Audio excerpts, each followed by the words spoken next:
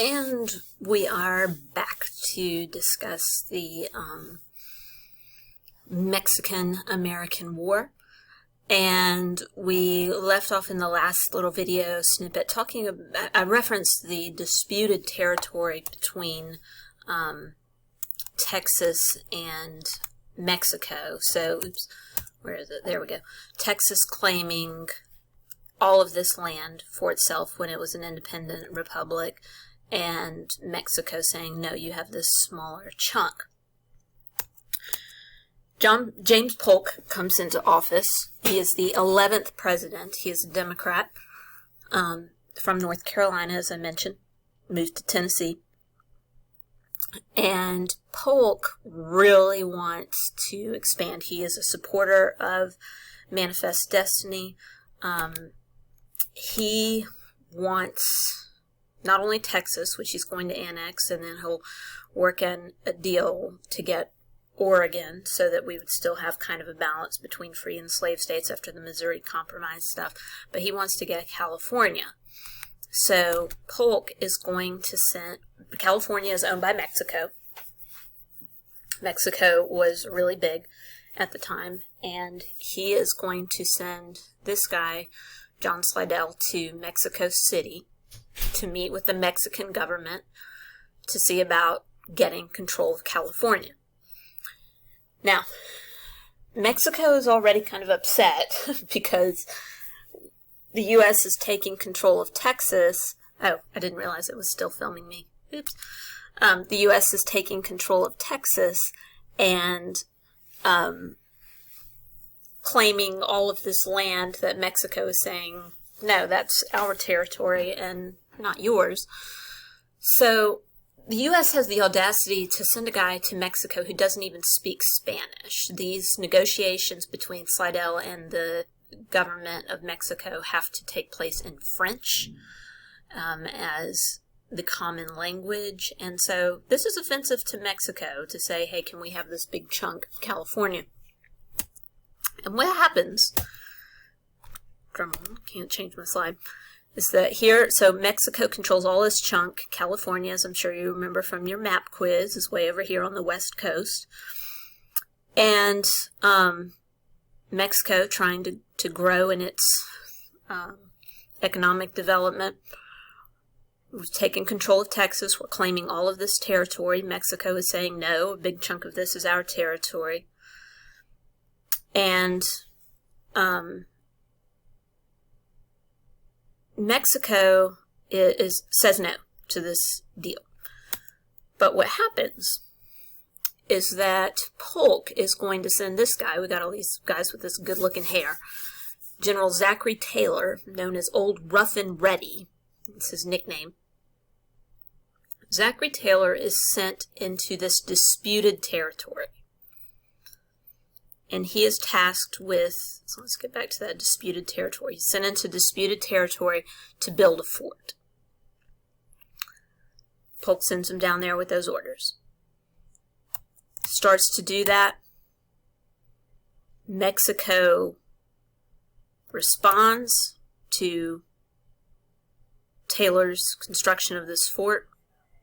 So here's another map highlighting the disputed territory a little bit more. And Mexico attacks. Polk is going to have Congress declare war in May of 1846. And if we look here at Polk's war message to Congress, he says here the Mexican government has refused to receive our envoys after a long continued series of menaces have at last invaded our territory and shed the blood of our fellow citizens on our own soil, getting Americans riled up. He knows this is disputed territory. He knows that the Mexican government is going to respond once Taylor builds that fort, but he's able to get the American public riled up with Mexico. and say, oh my gosh, they attacked American soldiers on American soil, even though it was in this disputed territory.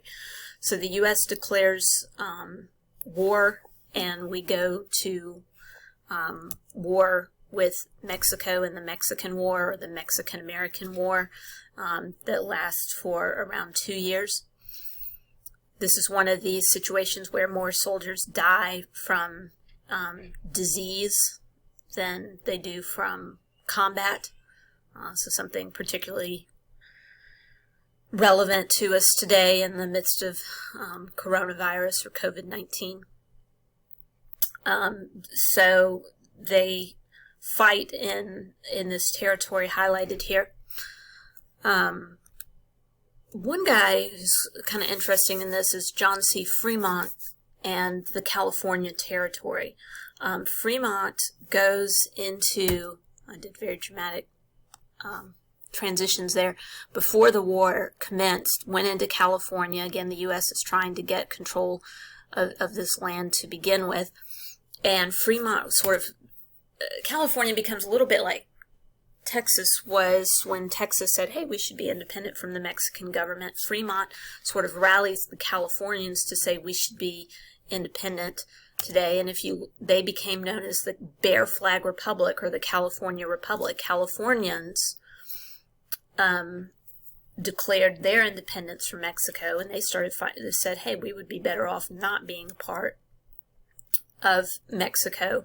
And so California's flag today still has that bear. They became the Bear Flag Republic.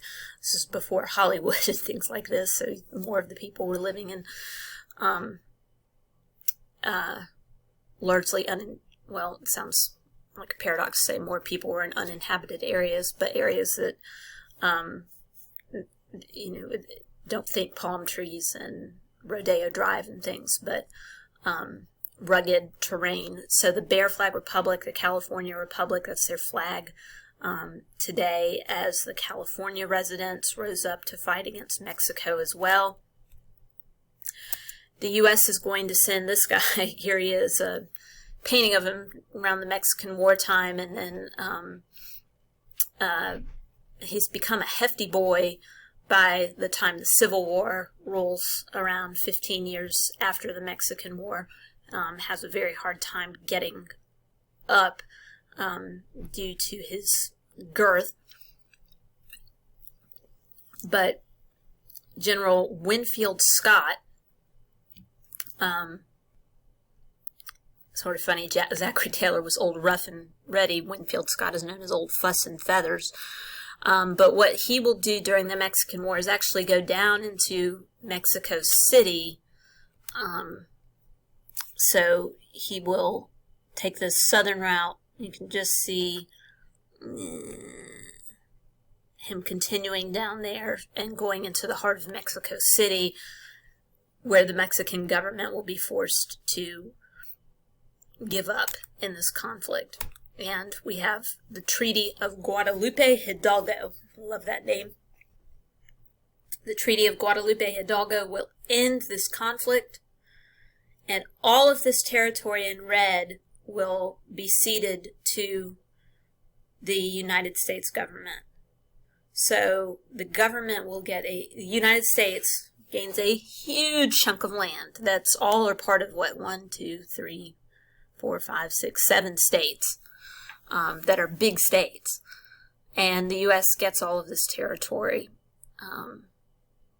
So a huge gain for the United States. And essentially what's happening after the Mexican-American War is Mexico has been drastically reduced in size, losing about half of its territory to the United States. And the U.S. has gotten much bigger under Manifest Destiny, stretching from the Atlantic to the Pacific. Mexico will sort of struggle to attempt to grow and prosper after this conflict. So there we have our Mexican-American War, and we're going to look at some of the consequences of it in another snippet. Bye!